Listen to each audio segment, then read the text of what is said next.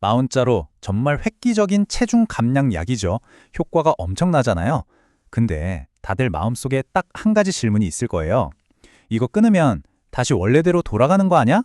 오늘 바로 그 질문에 대한 답을 데이터로 한번 제대로 파헤쳐 보겠습니다. 자, 그럼 마운자로가 대체 어떻게 이렇게 놀라운 효과를 내는 걸까요?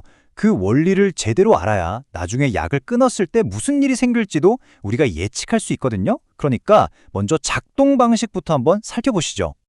마운자로의 효과를 제대로 이해하려면요. 이게 우리 몸의 신진대사를 어떻게 바꾸는지부터 알아야 해요. 이게 그냥 식욕만 잠깐 누르는 그런 단거리 경주가 아니거든요. 비유하자면 우리 몸의 시스템 자체를 아예 처음부터 다시 설정하는 아주 정교하게 계획된 마라톤 같은 거라고 보시면 됩니다. 치료 과정이 되게 재밌어요. 마치 계단을 하나씩 오르는 것 같거든요. 화면에 보시는 것처럼 보통 4주마다 용량을 조금씩 늘려가요.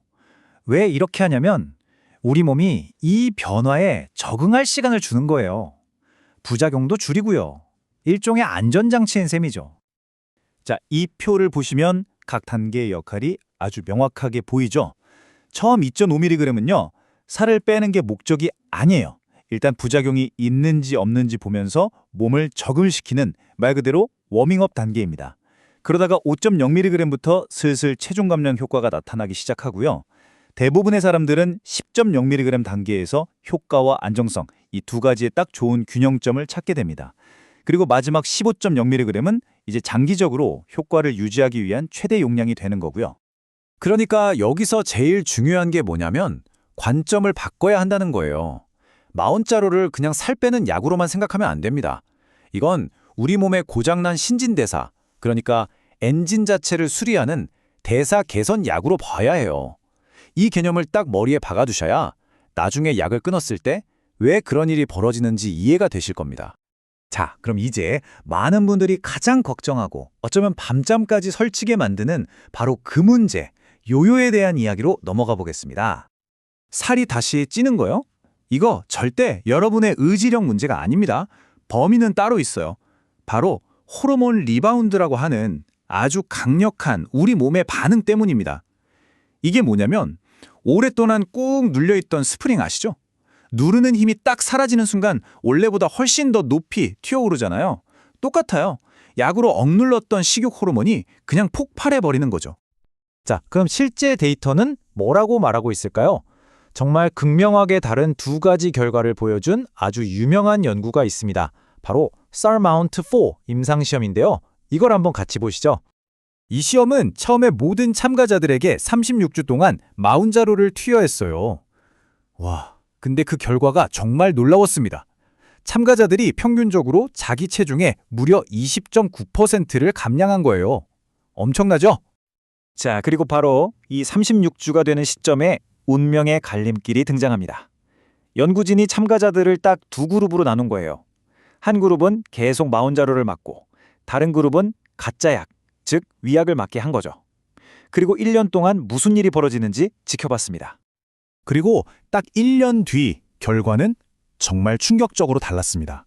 약을 계속 맞은 그룹은요, 여기서 5.5%를 더 뺐어요. 그런데 약을 끊은 그룹은 뺐던 체중의 14%가 다시 쪄버린 겁니다. 이게 뭘 의미하겠어요? 약의 도움이 딱 사라지니까 우리 몸이 어떻게 반응하는지를 너무나 명확하게 보여주는 데이터인 거죠. 근데 더 놀라운 사실이 있어요. 약을 중단했던 사람들 있죠?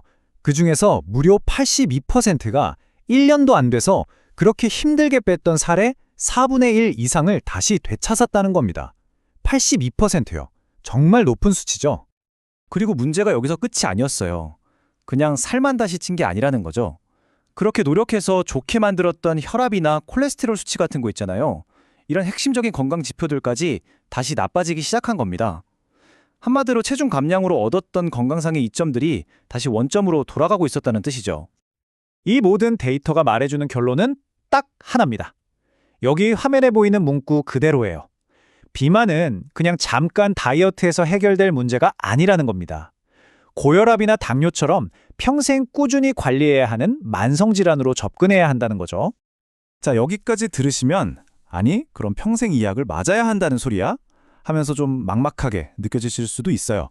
하지만 아닙니다. 방법이 있어요. 지금부터는 이 과학적인 사실들의 바탕으로 어떻게 하면 성공적으로 감량 상태를 유지할 수 있는지 그 전략, 일명 애프터게임 플레이북을 알려드리겠습니다. 자, 첫 번째, 그리고 가장 중요한 전략, 바로 테이퍼링입니다. 이게 뭐냐면 약을 끊을 때 절벽에서 뛰어내리듯이 한 번에 딱 끊는 게 아니에요. 완만한 경사로를 내려오듯이 서서히, 아주 서서히 용량을 줄이거나 투여 간격을 늘리는 거죠. 물론 이 과정은 혼자 하시면 절대 안 되고 반드시 의사와 상담하면서 우리 몸이 받는 충격을 최소화해야 합니다. 자, 그럼 여러분이 기억해야 할 핵심 전략 딱 3가지입니다. 첫째, 방금 말씀드린 테이퍼링으로 약을 서서히 줄여나간다. 둘째, 우리 몸의 신진대사라는 엔진이 꺼지지 않게 계속 돌려줘야죠. 근력 운동을 꾸준히 한다. 그리고 셋째, 일종의 조기 경보 시스템인데 바로 2kg 규칙입니다. 매일 아침 체중을 재보고 만약 2kg 이상 늘었다? 그럼 바로 위험 신호다 하고 식단이랑 운동량을 점검하는 거예요. 결국 가장 중요한 건 마음가짐이에요. 마운자로를 맞는 기간을 그냥 살 빼는 시간이라고 생각하시면 안 됩니다. 그게 아니라 약의 도움으로 식욕이 잘 조절될 때 바로 이때가 기회인 거예요. 평생 써먹을 건강한 식습관과 운동 습관을 내 몸에 완전히 새겨넣는 그런 골든 트레이닝 기간으로 활용해야 한다는 거죠. 결국 우리가 마운자로를 통해서 진짜 얻어야 하는 건 저울 위에 찍히는 숫자가 아닙니다. 바로 건강하게 회복된 신진대사 그 자체인 거죠. 약은 그 목표까지 갈 수 있도록 도와주는 아주 강력한 조력자일 뿐이고요. 운전대는 결국 우리가 직접 잡아야 합니다. 진짜 승부는 약을 끊는 그 순간부터 시작되는 거니까요. 자, 여러분의 애프터 게임은 준비되셨나요?